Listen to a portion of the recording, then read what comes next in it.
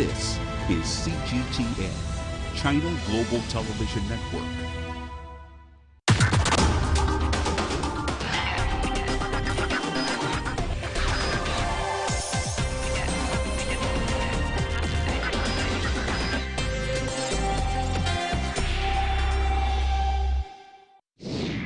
As the first female president in ROK history, Park Geun-hye took the presidency with great hope. However, since the scandal went public last October, rounds of protests have taken place and millions of people have participated. Why the sharp contrast? The vice chairman of Samsung, Lee Jae-yong, has been taken into custody on multiple charges, including bribery. What is this likely to reveal to the public about the corruption scandal that has blighted Park Geun-hye's presidency? All of Park Geun-hye's predecessors were involved in corruption scandals. Why is this such a constant feature of ROK politics? What's the remedy for that, if there is any? 2017 marks the 25th anniversary of China-ROK diplomatic ties. In the background of THAAD deployment, how will the Sino-ROK relationship develop in the post-Park era?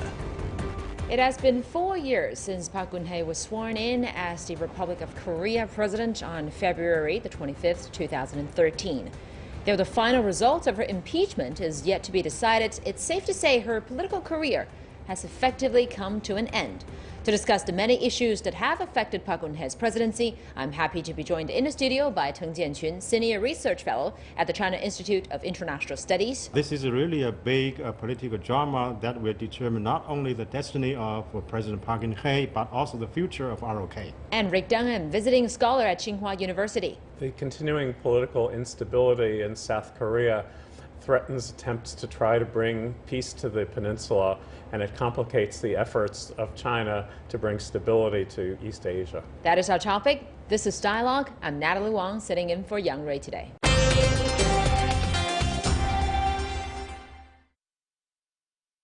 Welcome you gentlemen to Dialogue today. Now, first of all, how do you predict the final result of Park Geun-hye's impeachment? The parliament has impeached her, but it is still going through court process, judicial process. How is this ruling going to go, in her favor or not?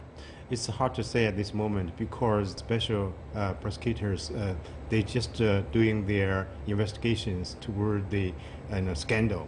And to my understanding, the Constitutional Court will give the final decision whether the impeachment should be in position or not. So we should wait for the final ruling of the Constitutional Court. Yes, like you mentioned, as the investigation continues, more scandals and corruption cases have been revealed. The vice chairman of Samsung, Lee Jae-yong, has been taken to custody for multiple charges, including bribery.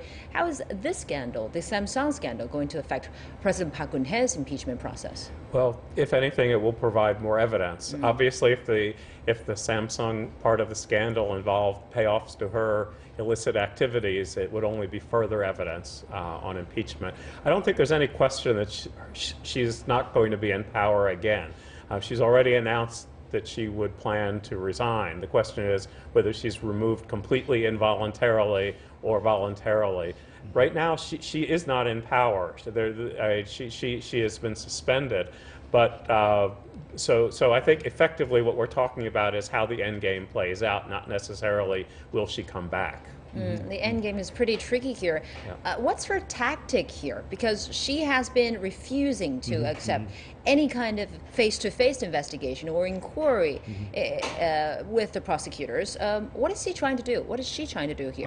This is not the final decision by the prosecutors, but also by the public. A lot of protest has been there for the impeachment of the president at this moment, and I think the decision by herself, by President Park Geun-hye, would be a very important one for the public to accept it or not to accept it, because this is actually the specific political feature in ROK, the connection between the power between the administration and the companies actually has been there for many, many decades, and this is very special for the politics in ROK. So I think at least the two driving forces that will give Park Geun-hye to continue her power. The first is the companies. They, they can give some support to the parties, to the opposition parties, and the ruling party. And another is the United States. You mean during the visit of the Secretary of U.S. Secretary of Defense, Mattis, I think early this month. Park Geun-hye also mentioned that the decision to deploy THAAD should be a correct decision by her. So actually the two groups, I think the companies, especially the financial sector, will give some support to her, and also the United States is another player in this political game. There is still some kind of a breathing space for her and her party during this investigation period. So what's her party's plan? Her party's plan is to try to come up with a candidate. At this point, the leading contender, who would have been as close to consensus as it comes, Ban Ki-moon, the former Secretary General of the United Nations, says he's not interested, which is probably smart on his part not to get involved in this. But it gives breathing space for her party to try to come up with someone who could be a viable candidate. The big question, and this becomes very significant for both China and the United States, is which party controls Korea after she's gone.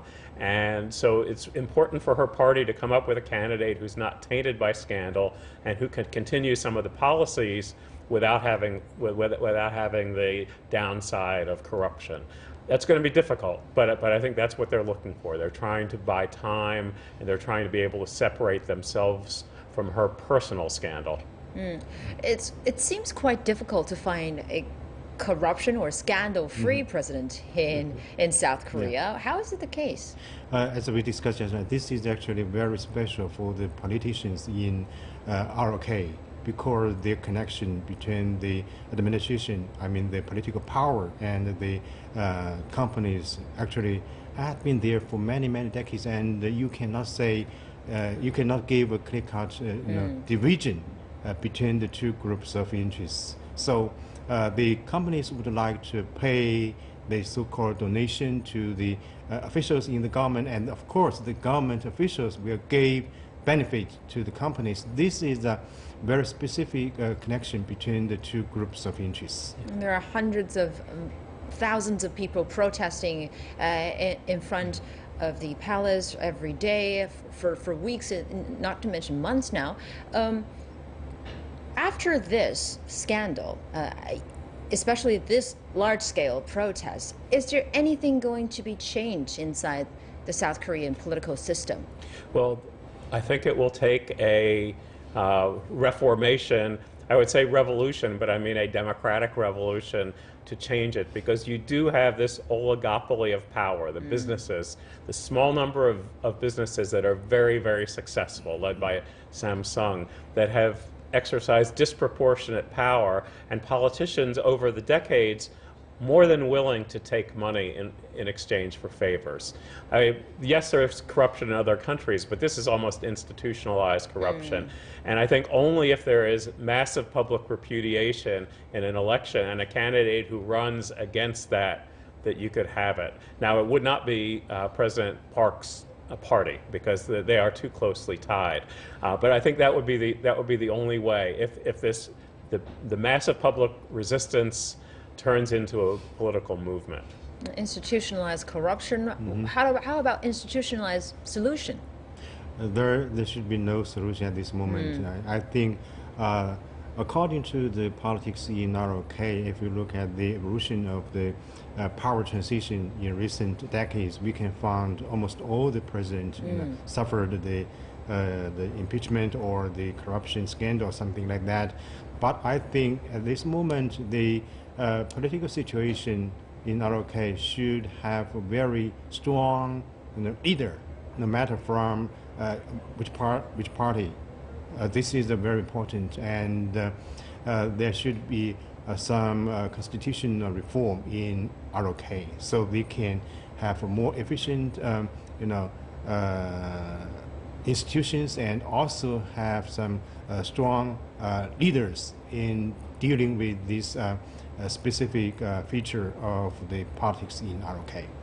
But we have to remember that 4 years ago, Park Geun-hye took the power, took the helm with a large amount of hope and expectations for her. Now her approval ratings has been down, hovering at about 10% in South Korea. The sharp contrast is really alarming.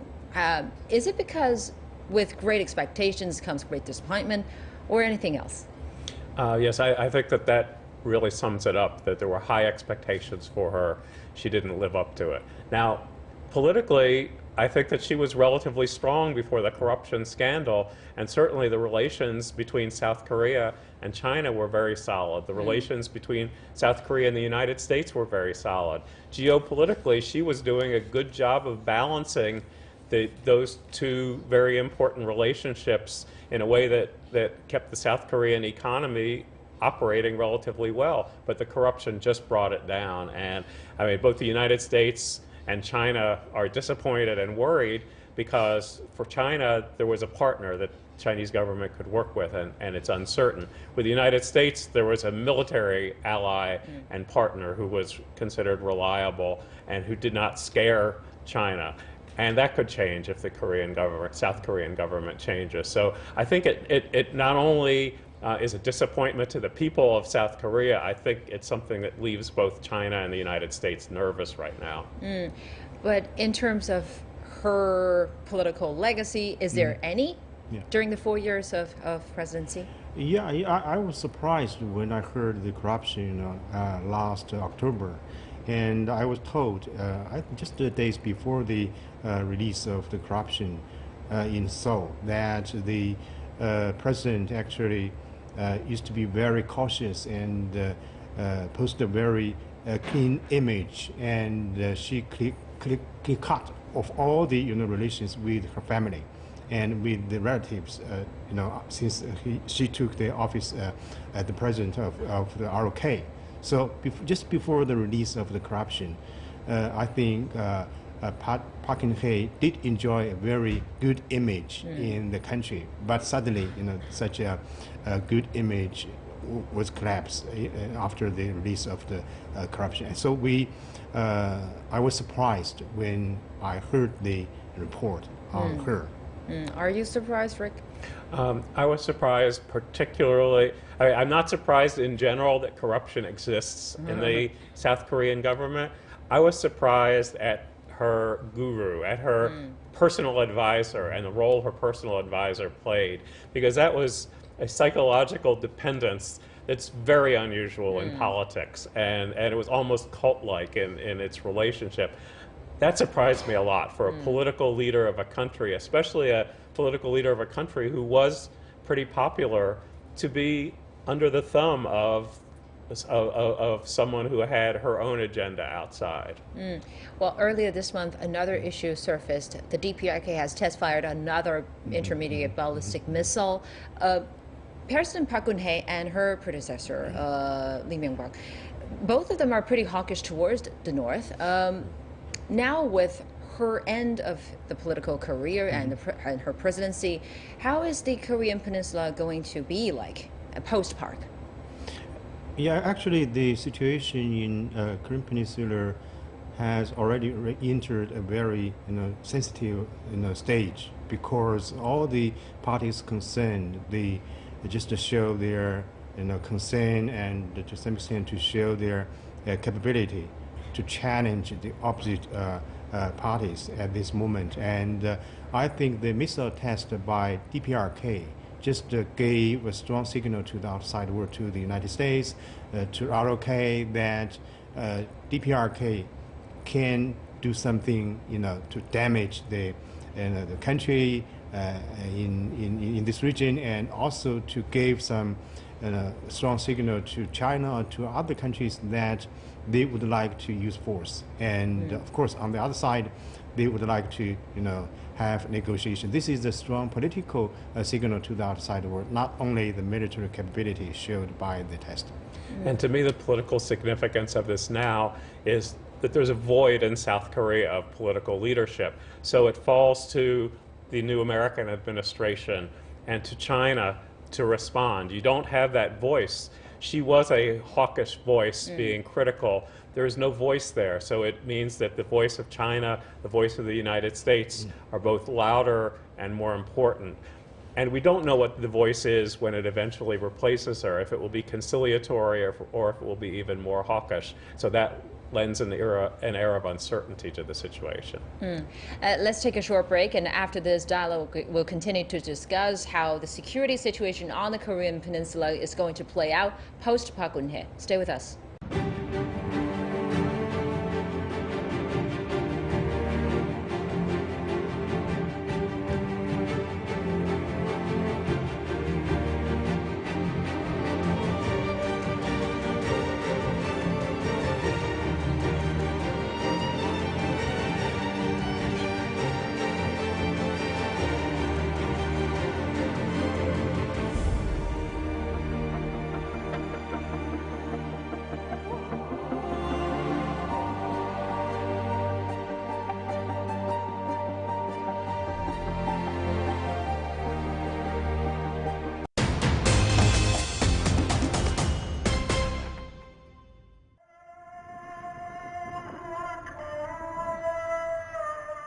Is unemployment threatening Jordan's stability? They're young, educated, and unemployed, and they say Syrians are stealing their jobs.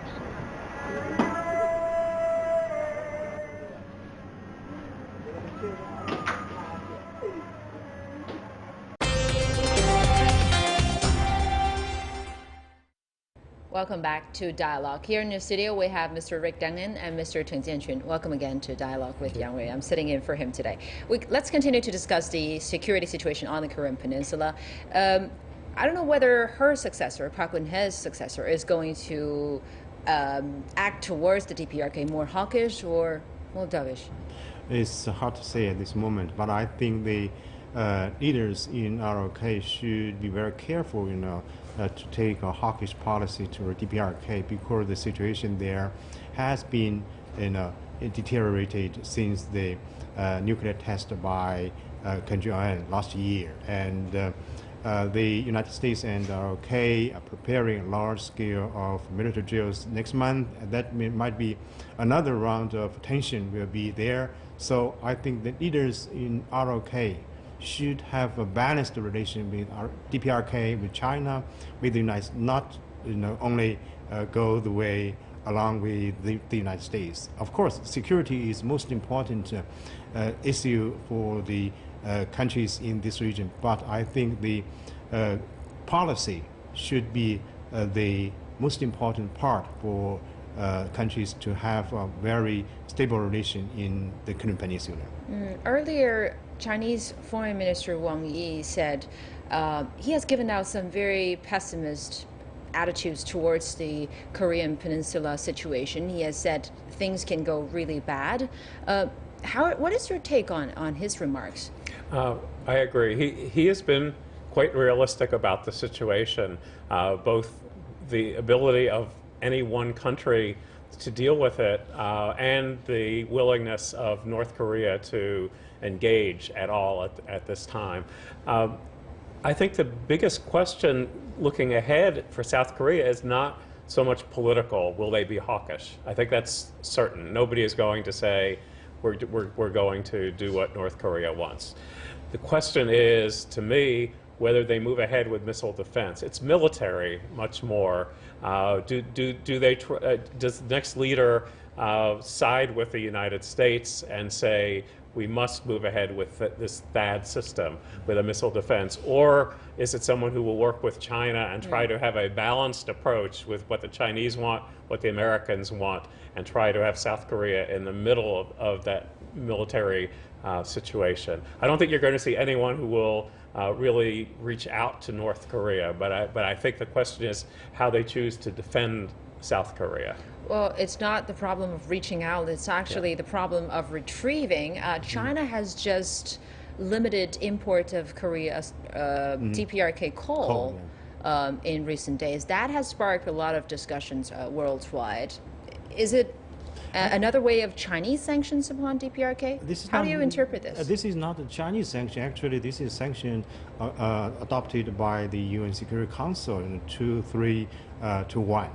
And according to the resolution, that all the coals and other mineral materials should not be exported by the DPRK. So just we just follow the resolution, and of course this is a very important step taken by the Chinese government. And for years, some countries always complained about the role of China in the issue of DPRK nuclear capability. So we should have further steps to be taken to pressure the DPRK to behave themselves, and also to give a positive response to all the resolutions by the UN Security Council and by the requirement of the countries in this region, because the challenge, the nuclear challenge in DPRK has already become real and direct.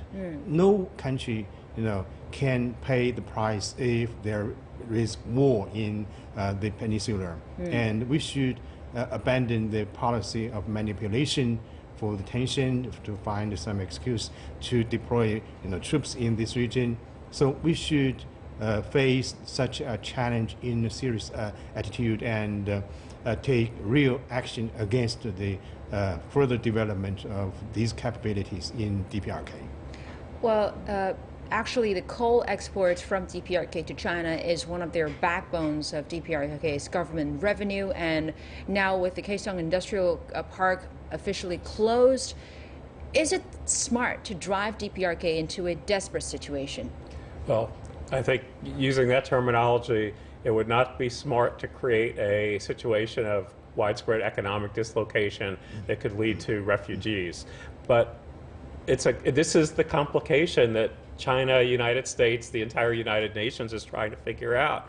How do you have sanctions that hurt the government, that try to get the government to act without doing things that cause massive economic problems? And I think Kaesong is a good case where, yes, there are economic implications, but it is targeted, and it doesn't cause starvation. It doesn't cause a huge amount of economic dislocation.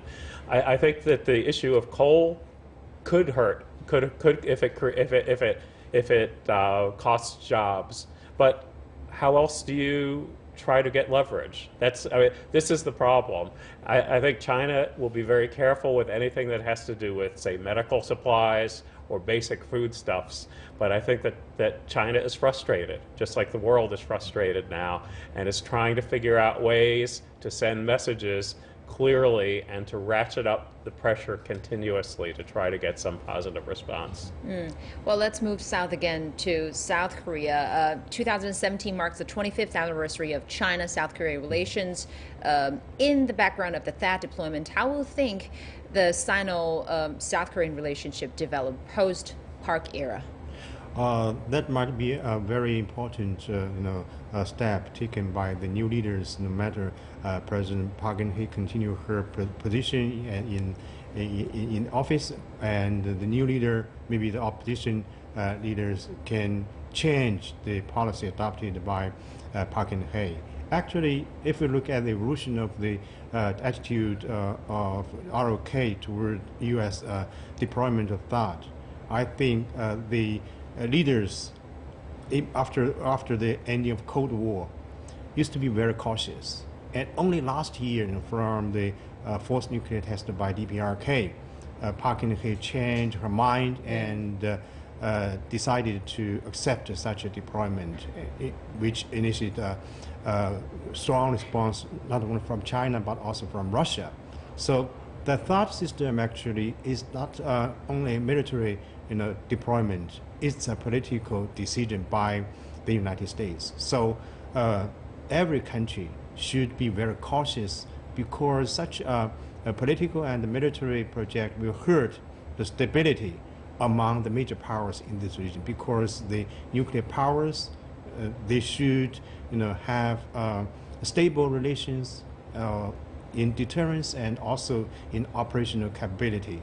this is a very important part. So I think the decision by President Park Geun-hye to deploy the U.S. THAAD system was really a bad, decision, because it has already initiated, disorder in relations in this, area. It seems like a lot of small countries in Asia-Pacific region try to find its own strategic position between great powers rivalries. Is that the same thing that South Korean people are doing right now?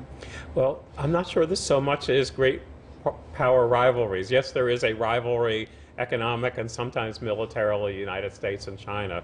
But I think in Korea right now, it's not that you have the United States on one side and China on the other. Both of them are trying to figure out a way to create stability. I mean, they have a disagreement over what the future of North Korea should be. The United States would see a united Korea that would be neutral.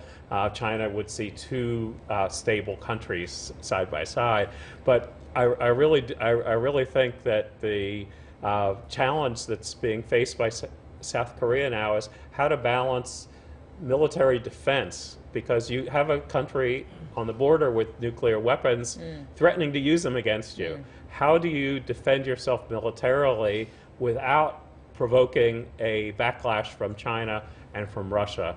And that, I think, is a very difficult position that South Korea finds itself in. It has to have some military defense. It already was invaded in 1950 once and was almost completely wiped out. And they don't want to take a chance, whether it's an invasion or, more tragically, some sort of atomic nuclear weapon. Even with the price of hurting its relations with neighbors, for instance, Japan, China, Russia? I don't think that the threat would be Japan, but yes, China and Russia is a danger, and I think that's something that the next leader has to think about. I mean, the United States is continuing to push for this military solution, which is going to cause trouble with China if the push continues. But I think in some ways the United States wants to keep pressure on China to see if China can do anything diplomatically with North Korea. But so far, China has tried to do everything, and there has been no impact. So I think we're at an impasse on tactics right now. And maybe it will just take some real, honest, difficult talks, diplomatic talks next. Thank you very much for your analysis. That was Rick Dunham, and earlier, Mr. Teng Jianqun. That's it for this edition of Dialogue with Yang Rui. I'm Natalie Wong, sitting in for Yang Rui today. Thanks for watching. Goodbye for now.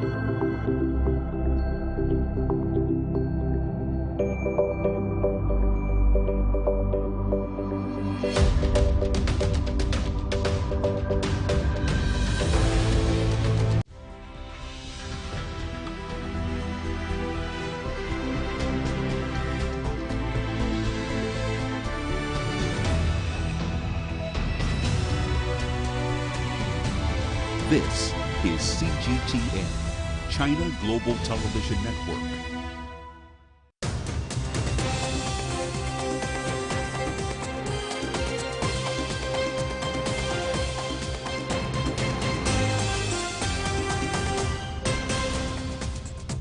Hello and welcome to The World Today on CGTN. I'm Zhongshi in Beijing. Saturday marks the 4th anniversary of President Park Geun-hye's inauguration. It's not an easy day for her, with massive protests taking place in South Korea, demanding that she should step down immediately. Supporters of the suspended president have also taken to the streets. The investigation into Park's corruption scandal is due to close next week, which could lead to her being the country's first impeached leader to step down before the end of the